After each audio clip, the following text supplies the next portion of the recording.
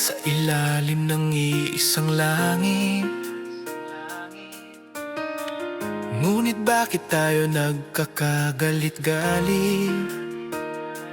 Magkakaiba man ang ating kulay at katayuan, magkakaiba man ating kinaroroonan. Isa lang naman ang ating pinanggalingan. Bakit hindi magawang magkaunawaan? Bakit ang palaging sagot ay digmaan? Mga nasasaktan, mga walang kinalaman.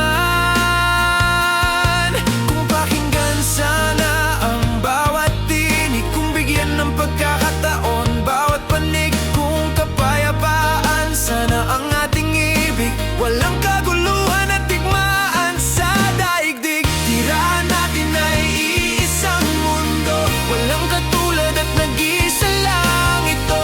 Madudurog ba dahil sa sobrang gulo? Tayo ba ay tao at may mga puso? Mga hidwaan ba ay walang lunas? O baka wala lang halaga ang bukas? Bakit ang solusyon lagi ay ang lakas? Masaya ba kung mayroong dahas? Wala bang halaga ang buhay ng tao?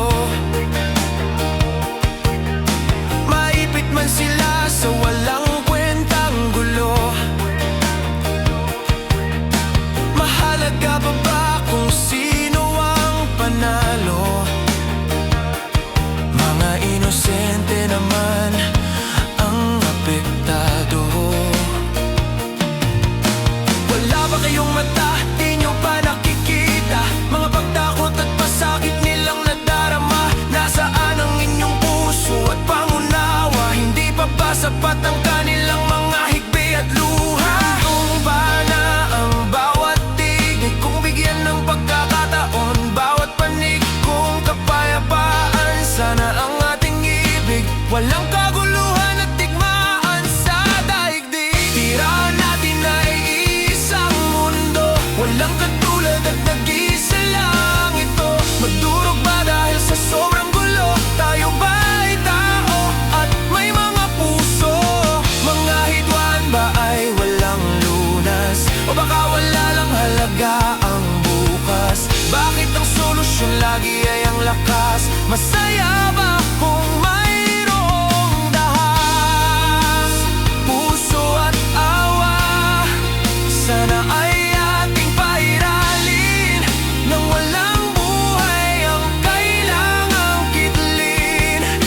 Walang mga matang papaluhain,